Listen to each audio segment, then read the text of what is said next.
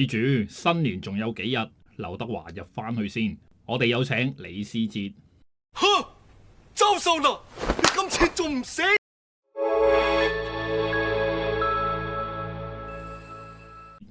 喺即將臨近歲晚嘅時候，2026年2月13號，今日香港爆咗一單非常震撼嘅新聞。恒基兆業地產集團聯席董事局主席兼董事總經理李嘉誠先生正式入稟香港高等法院，控告藝人周秀娜、5個 YouTube 頻道以及全球科技巨頭 Google， 罪名就係誹謗同埋騷擾。李嘉誠仲透過佢嘅律師行胡關理羅律師行發表咗一份措辭極之強硬嘅聲明，入邊用咗3個絕字：絕不認識周秀娜，絕無任何關係，絕無意圖認識佢。呢種程度嘅切割喺香港豪門歷史入邊可以講係非常之罕見。咁到底有啲咩事令到一個坐擁幾百億身家、福布斯香港富豪排行榜第2名嘅地產王國掌舵人要喺呢個時間親自出嚟打官司呢？點解一單傳咗10年嘅八卦舊聞會去到今日突然演變成一場牽涉國際科技巨頭嘅官司？我哋一齊由淺入深去拆解呢件事。喺今條影片正式開始之前，為咗避免有任何嘅法律誤會，我必須要做一個非常之嚴正嘅聲明。今日呢條影片嘅內容純屬係基於法庭公開嘅入稟狀、原告方發表嘅官方聲明，以及各大主流媒體嘅公開報導，去做一個客觀資料嘅整合同埋陳述。本頻道絕對無意圖去作出任何嘅指控、抹黑，亦都唔代表任何一方嘅既定立場。案件已經進入咗司法程序，所有嘅案情最終一律以法庭判決為準。好，我哋入主題。我哋要首先搞清楚個導火線。過去10年呢件事一直纏繞住李嘉誠先生，佢從來都冇入稟控告任何人，亦都冇公開回應。本住老一輩清者自清、息事寧人嘅態度，唔希望事情發酵。而根據入稟狀同埋聲明嘅內容，導火線係2025年6月，當時李嘉誠嘅父親恒基兆業創辦人四叔李兆基博士喺2025年3月過身冇耐，李家正處於失去至親嘅極大悲痛當中。就喺呢個時候，周秀娜因為要宣傳佢嘅新電影，上咗一個 YouTube 頻道《女人謊言》做訪問。當時主持方健儀就表示，佢覺得佢作為一個前傳媒人，佢有機會一定要當面去問周秀娜。市場傳得鬧哄哄，話你俾人包養，亦都有傳聞話你大肚懷孕。當時周秀娜嘅回應就表示，佢真係好感謝方健儀問佢呢一個問題，因為從來都冇人問過佢，好似呢件事已經唔再需要問啦。其實佢就真係覺得好冤枉。而根據李嘉誠方面掌握嘅資訊，呢次嘅訪問並唔係一個隨機嘅閒聊，而係事前嘅預先溝通好，雙方協議要喺節目入邊去傾談佢被包養嘅傳聞，目的就係製造流量同埋吸引眼球。雖然周秀娜喺節目入邊表示否認，話自己好冤枉，但係李嘉誠方面認為呢一個舉動嘅本身就係一種嘅炒作，因為只要你一提起包養呢2個字，網絡上面就會立即將李嘉誠同埋周秀娜呢2個名連埋一齊，引發新一輪嘅討論同埋造假視頻。李嘉誠喺聲明入邊直斥呢一種行為，形容係佢同埋佢嘅家人喺傷口上面撒鹽。佢認為周秀娜明知佢正係處於喪父嘅艱難時刻，仍然係為咗個人宣傳目的去重提一個虛構嘅傳聞，係極度自私同埋涼薄。而且更加冇辦法令人容忍嘅就係呢次訪問播出之後，網絡上面即刻湧現咗大量嘅內容農場同埋 AI 生成嘅虛假視頻，唔單止捏造李嘉誠同埋周秀娜嘅關係，仲涉及李嘉誠嘅太太徐子淇同埋佢嘅父母，甚至有啲片係捏造從來未發生過嘅情景。李嘉誠就話呢件事已經超出咗任何合理人士可以容忍嘅界線，為咗保障個人、家人同埋家族嘅名譽，佢決定正式採取法律行動。要明白今日呢件事嘅來龍去脈，我哋首先要了解一下周秀娜嘅背景，同埋呢段傳聞到底係點樣開始嘅。周秀娜喺潮州出生，10歲嘅時候跟隨屋企人落咗嚟香港。佢中學放學行街嘅時候被星探發掘，開始做兼職模特兒。大約2002至2004年期間，佢參加咗第一屆嘅 Game Girl 大賽，攞咗亞軍，正式出道。出道初期就係因為佢個樣似另外一名嘅模特兒洛基兒，所以傳媒就封佢為翻版洛基兒。2009年，有別於一般靚模喺度賣弄身材，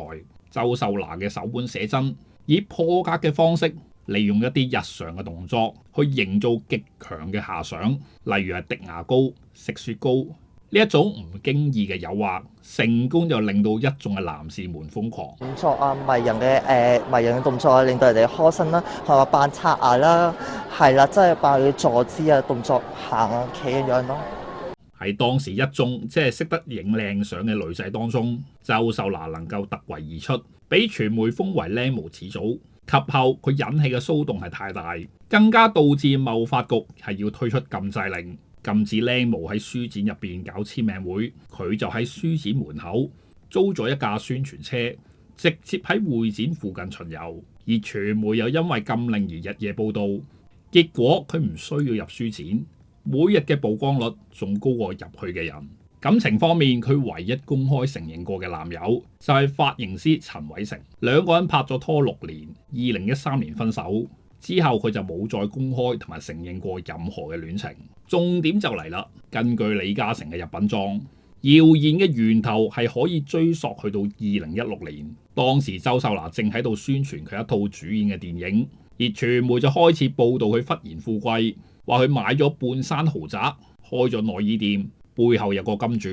當時啲八卦雜誌就為咗避開誹謗嘅法律責任，冇直接講個金主叫咩名，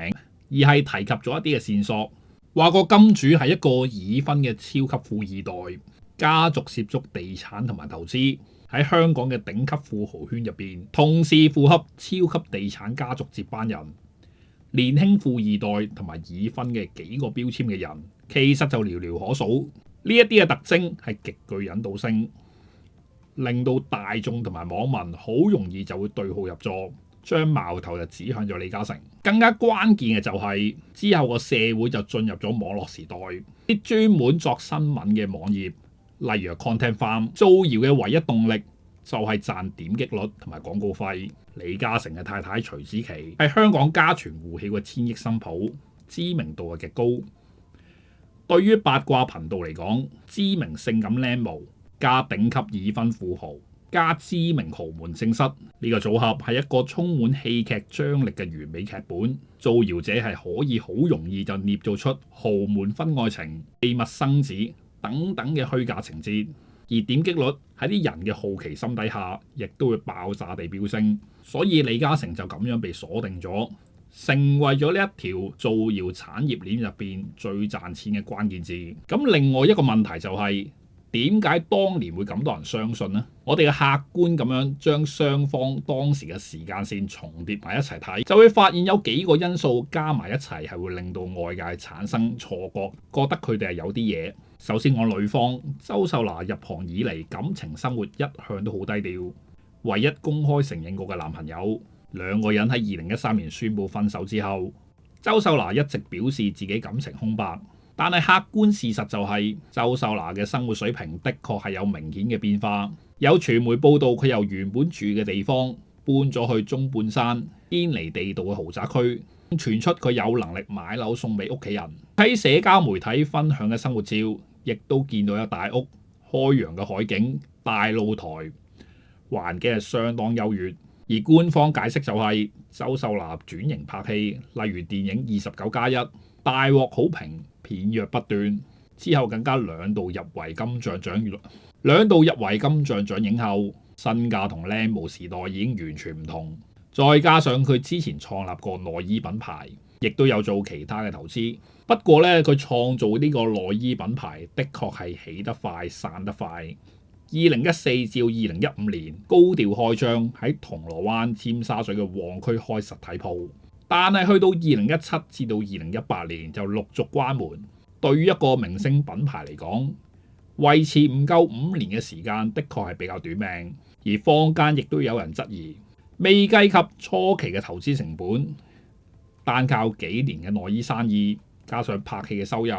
係咪真係可以足以支撐半山豪宅嘅生活水平呢？喺差唔多同一時間，即係2015年左右，李嘉誠正式接替父親，就出任咗上市編號97嘅恒基發展，簡稱恒發嘅主席兼總經理，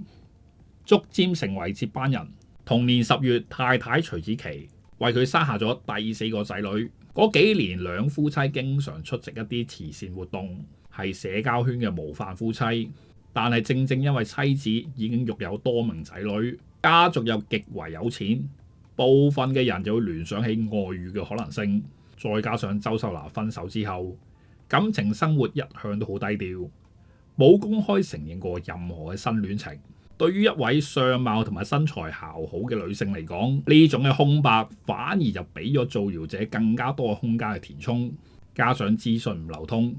好多大眾就跌入咗呢個對號入座嘅錯覺入邊。我喺呢度要重新強調一次，以上嘅內容全部都係坊間嘅推測同埋聯想。咁好多人會問，既然李嘉誠咁唔憤氣，點解過咗成10年，去到今時今日先至嚟告呢？而根據聲明，李嘉誠其實早喺2016年傳聞啱啱開始嘅時候，就已經透過律師行向周秀娜發出過警告信。呢一封律師信就證明咗被告方早喺10年前就已經知道原告嘅立場同相關言論嘅虛假性。而發完律師信之後，李嘉誠選擇咗清者自清、息事寧人嘅態度，佢冇再公開回應，亦都冇告任何人。希望時間可以沖淡一切。喺以前嘅嗰個年代，呢一種策略或許仲有效嘅，但係而家係一個演算法主導嘅社交媒體時代，沉默唔單止冇令到謠言止息，更加會被演算法當為默認。李嘉誠喺聲明入邊就承認咗呢個策略係失敗咗，佢就講到佢嘅沉默反而令到一啲別有用心者更加變本加厲，一次又一次利用失實嘅言論博取曝光同埋網上嘅流量，而令到李嘉誠終於忍無可忍嘅就係2025年6月份嘅嗰一次訪問，喺佢父親啱啱過咗身冇耐，周秀娜又再一次重新提起呢一個話題，引發起新一輪嘅網絡造謠。就算周秀娜喺方健儀嘅節目係冇提及到男方嘅真名，而方健儀後製嘅時候亦都冇出到相片，但係因為網絡上嘅資料庫一早就已經將兩個人嘅標籤綁埋一齊，大家一聽嘅時候，其實好多人都知道講緊邊個。結果呢次訪問出街之後，接住落嚟嘅就係一大堆嘅內容農場同埋 AI 人工智能。而家 AI 技術普及化，令到造假嘅成本咧係極之低廉，而演算法又有一種嘅路徑依賴嘅特性。咁既然周秀娜加李嘉誠呢個組合係最賺錢，咁佢哋就不斷重複去誇大同埋量產兩個人為主嘅假片。咁好多人都覺得李嘉誠而家呢個時間出手，背後就一定有更加深層次嘅考量。如果我哋將呢件事放喺更加之大嘅商業同埋家族佈局入邊去睇，的確係睇到一啲耐人尋味嘅時間點。首先，恒基兆業就有一個標誌性項目即將落成，就係中環新海濱呢個項目，李嘉誠都有份決策。喺呢座標誌性嘅建築物即將面世嘅時候，要吸引全球最頂尖嘅跨國企業承租。喺呢個時間點上面，李嘉誠話佢就唔想一啲外國投資者喺 Google 去搜尋佢個名嘅時候，見到大量由 AI 捏造嘅低俗緋聞。第二就係根據最新福布斯亞洲2026年香港富豪排行榜，李氏家族以349億美元排名第2位。喺恒基迎來成立50週年之際，李嘉誠同埋佢嘅哥哥李家傑罕有地去共同去接受咗福布斯嘅封面訪問。呢個係佢哋嘅父親離世之後第一次兩個人一齊面對傳媒去展示屬於佢哋嘅商業藍圖。所以我哋可以將今日嘅法律行動同埋福布斯嘅訪問理解為一文一武嘅組合拳。文嘅部分就係福布斯嘅訪問，係向全世界商界確立商業新版圖同埋領導權威。武嘅部分，呢場嘅訴訟就係展示咗佢哋維護家族底線嘅鐵腕作風，亦都係徹底顛覆咗之前老一輩嘅思維。你對呢件事有乜嘢睇法呢？歡迎喺留言話俾我知。如果你覺得今條影片嘅內容係可以幫助到你將件事釐清來龍去脈，記得俾個 like 同埋 share 俾你身邊嘅朋友。我係嘉利，我哋下條影片再見。